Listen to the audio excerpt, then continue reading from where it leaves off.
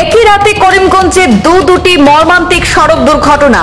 লামাজোয়ার এবং ভাঙ্গায় পৃথক মর্মান্তিক দুটি সড়ক দুর্ঘটনায় শোকাবহ প্রাণহানি দুই ব্যক্তির। প্রথম দুর্ঘটনাটি ঘটে লামাজোয়ারে। অজ্ঞাত গাড়ির ধাক্কায় বাড়ির সামনে গুরুতর আহত হয়ে মৃত্যুর কোলে ঢলে পড়লেন 65 বছরের আজির উদ্দিন। দ্বিতীয় দুর্ঘটনাটি সংঘটিত হয় ভাঙ্গায়। দ্রুতগতির লরির ধাক্কায় পিষে গিয়ে মর্মান্তিক মৃত্যু দত্তপুর এলাকার 30 বর্ষীয় মৌলানা জাকির হোসেনের। ভয়ঙ্কর সড়ক দুর্ঘটনায় চোরগোলা ভাঙ্গা বদরপুর এলাকায় বেশ আতঙ্কের সৃষ্টি হয়েছে। ঘটনার বিবরণে জানা গেছে, মঙ্গলবার রাত 11:15 নাগাদ ভাঙ্গা বাজারে চৌমাথায় লরির ধাক্কায় প্রাণ হারিয়েছেন এক ব্যক্তি। মৃত ব্যক্তি মৌলানা জাকির হোসেন, বাড়ি বদরপুর থানাধীন দত্তপুর এলাকায় বলে জানা গেছে।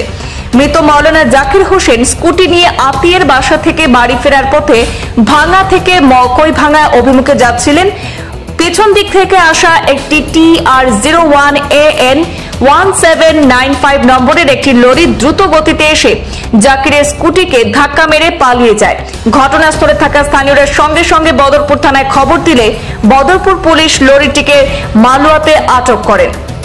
দুর্ঘটনা এতটাই ভয়াবহ ছিল যে স্কুটি চালক জাকিরের শরীর থেতলে গিয়ে ছিন্ন বিচ্ছিন্ন হয়ে পড়ে জাতীয় সড়কের উপরে। স্থানীয় জনতা 108 অ্যাম্বুলেন্স এবং পুলিশকে খবর দিলে বদরপুর পুলিশ ঘটনাস্থলে পৌঁছে জাকিরের নিথর দেহ উদ্ধার করে ময়নাতদন্তের জন্য করিমগঞ্জ সিভিল হাসপাতালে পাঠিয়ে দিয়েছে। উল্লেখ্য, জাকির হোসেন গুয়াহাটির একটি বেসরকারি মাদ্রাসায় শিক্ষকতার সঙ্গে জড়িত ছিলেন বলে জানা গেছে এবং বেশ কয়েকদিন ভাঙ্গা রাহাতপুর জামে মসজিদে ইমামতিও করছিলেন বলে জানা গেছে। তার মৃত্যুতে ভাঙ্গা এলাকায় শোকের ছায়া নেমে আসে। অন্যদিকে মঙ্গলবার সন্ধ্যার দিকে অপর একটি দুর্ঘটনা সংঘটিত হয়েছে করিমগঞ্জের লামাজোয়ার এলাকায়। সেখানে সেই দুর্ঘটনায় লামাজোয়ার বড় বাড়ির 65 বছরের আজির উদ্দিন নামের এক ব্যক্তির মৃত্যু ঘটে। জানা গেছে, আজির উদ্দিন নামের ব্যক্তি বাড়ির সামনে গাড়ি থেকে নামার সময় উল্টো দিক থেকে আসা একটি গাড়ির ধাক্কায় গুরুতরভাবে আহত হন। ঘটনার পর তাকে শ্রীগৌরী হাসপাতালে নিয়ে গেলে চিকিৎসক তড়ি করে শিলচর মেডিকেলে স্থানান্তর করেন, কিন্তু শিলচর মেডিকেল কলেজ হাসপাতালে যাওয়ার পথেই মৃত্যুর কোলে ঢলে পড়েন আজির উদ্দিন।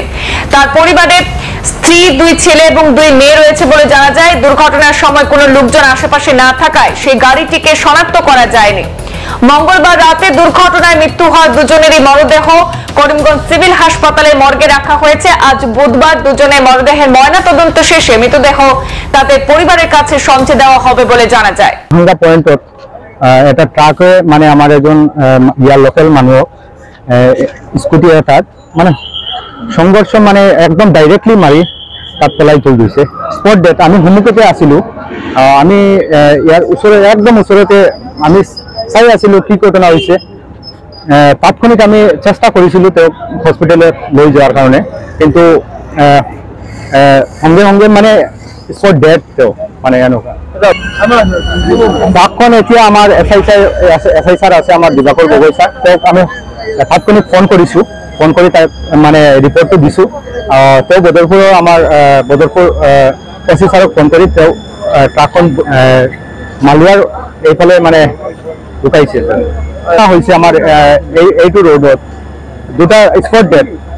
তো আমি এটা প্ৰশাসনৰ ওচৰত আমি প্ৰাৰ্থনা ৰাখিম, বিনম্ৰ অনুৰোধ ৰাখিম যাতে আমাৰ যিমানখিনি গাড়ী এইটো ৰোডত চলি আছে তেওঁৰ ওপৰত এটা ভাল কৰা এটা মানে একশ্যন লোৱাৰ কাৰণে।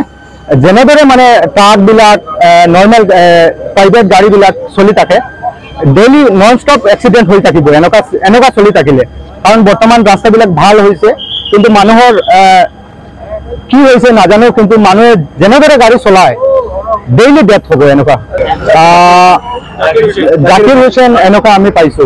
জাকিৰ হোসেন গড় দত্তপুৰ মুৰ্গপুৰ নতুন স্কুটি। হেলমেটটো আছিল তেওঁৰ মূৰত। হেলমেটটো একদম আমি একদম আই উইটনেছ আমি কৈছো। হেলমেটৰ ওপৰেদি ট্ৰাকখন লৈ গৈছে, ড্ৰিংক কৰি আছিল এনেকুৱা লাগে। ডিষ্টেঞ্চ বহুত আছিল।